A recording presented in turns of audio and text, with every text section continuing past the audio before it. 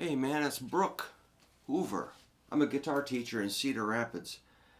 And I'm kind of inspired by the idea of teenage guitar styles. Kind of a tongue-in-cheek, retro, fun thing. Sometimes guitar gets so serious. Maybe we need to get back to the thing that got us excited about guitar in the first place. And I took lessons with Eddie Angel from Los Straitjackets for, I don't know, 2 or 3 years, and we became pretty good pals. He's a really great guy. We had a lot of fun, and he often said he tries to tap into that energy of when he first started, like the Ventures, learning Pipeline, Wipeout, Louie Louie, like garage rock in the 60s. That's when he started on guitar. The Beatles and the Stones. You know, after things got kind of blown up after that, he kind of checked out a little bit, and I can agree with that to an extent. So, yeah, this book, Teenage Guitar Styles from Mel Bay, inspired me. Maybe I'll try to make my own little booklet about teenage guitar styles. So I got up this morning, and this one hit me in the head. I could hear it. I was a little cranky until I could write it out. I call it Slam Bunctious. It's in the key of A. I'll play it for you. Oops, started in a weird place. Here we go from the top.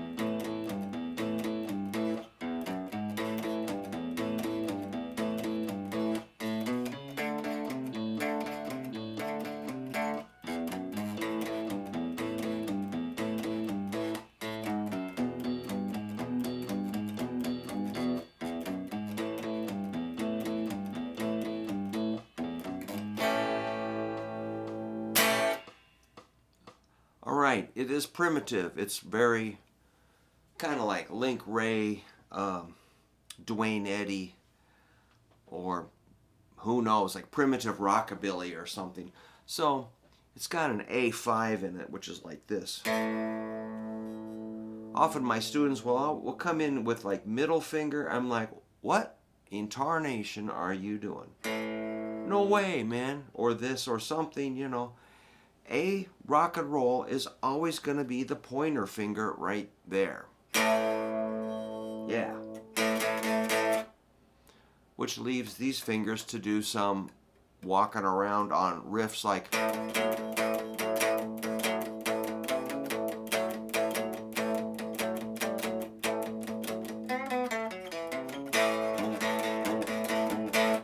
So that's one thing we can learn from this example. I'm going to turn up a little bit. That amp is kind of sensitive. So my jam that was stuck in my head was this walk up, which again is very basic. You know, if you're like all sophisticated with, you know, you've got like a,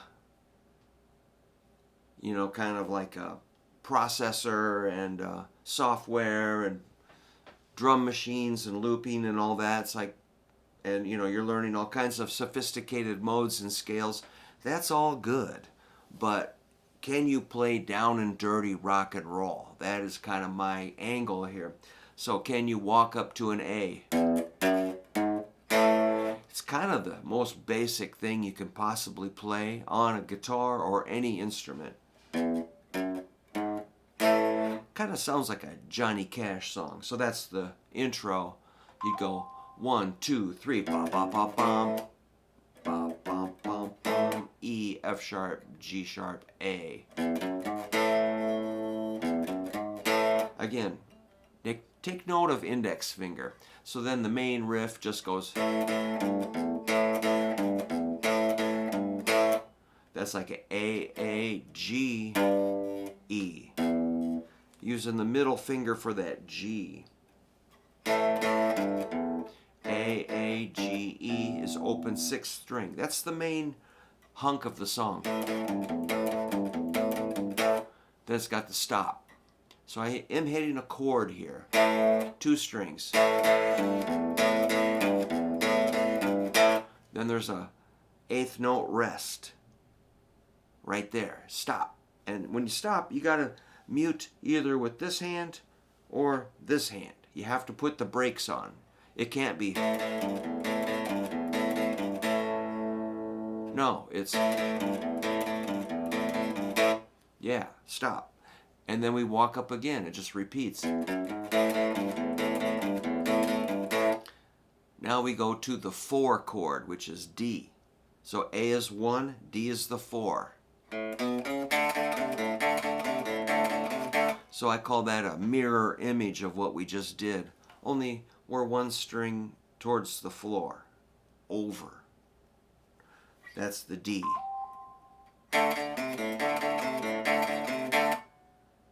Yeah. Same thing, just 1 string over the D. So we do that for 1. Well, that takes up 2 measures. Then we're going to walk back up to A. Now we're going to walk it down to the E. So you kind of reverse that walk up.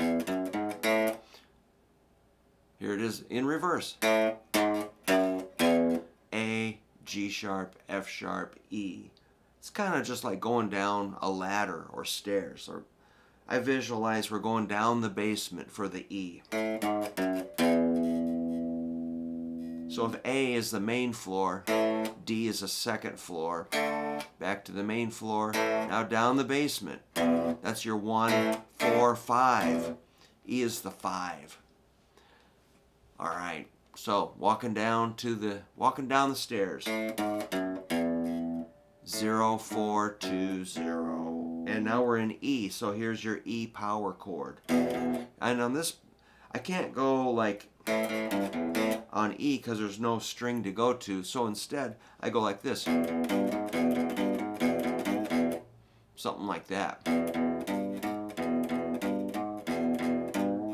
And now, okay, so it's 0, 0, 3, 4.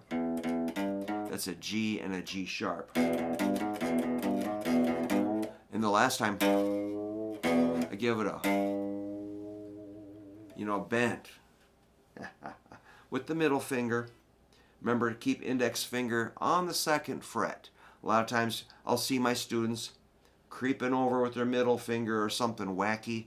It's like, time out, man. Get your pointer back in there, okay? Now we walk back to A. Come around again. I'm going to put on a little echo. Maybe a little distortion.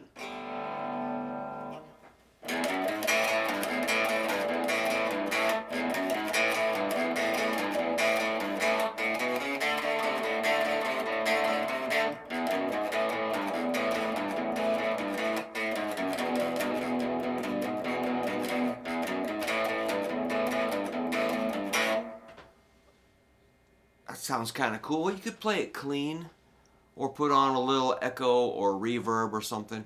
So at the very end, after I wrote it out with 4 times through, the last time I end on an A7 and then kind of give it a whack on the end. So A7 is like pointer, laying flat on 2nd fret, add ring finger, 3rd fret,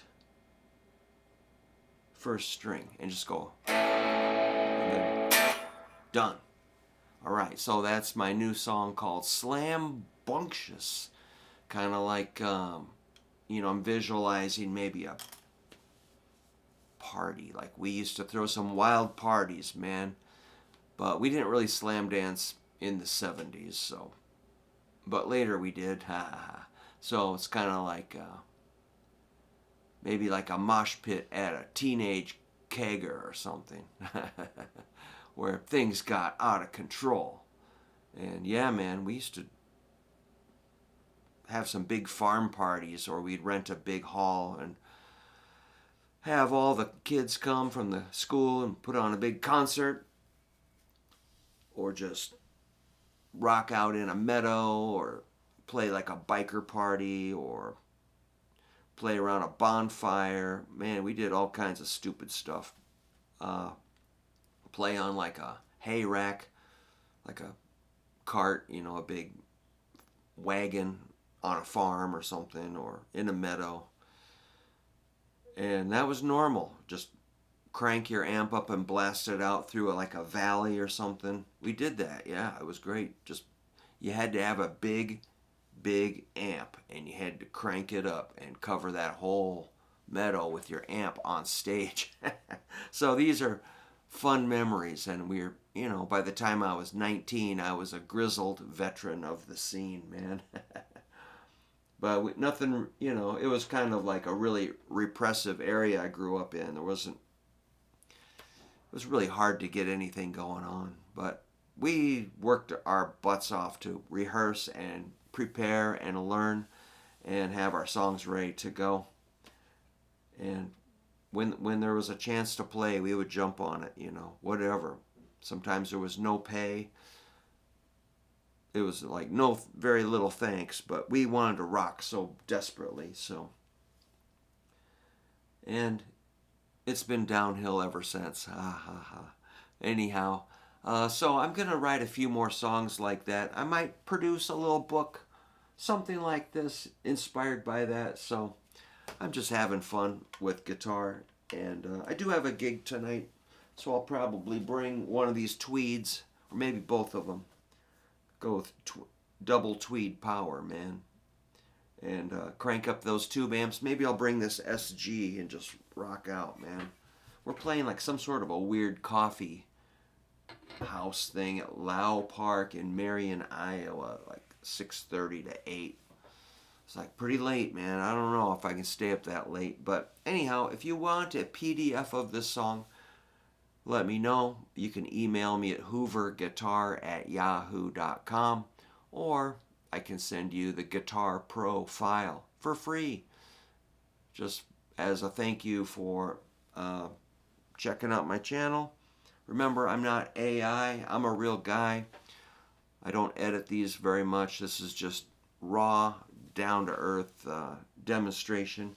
I think learning these basic skills of an A chord and how to kind of move your fingers around, play with rhythm, eighth note rock and roll, not a bad thing. You can learn more sophisticated music, please do, but don't forget the roots of rock and roll. That's where I'm coming from, man. So party on. I'll see you soon. Thank you.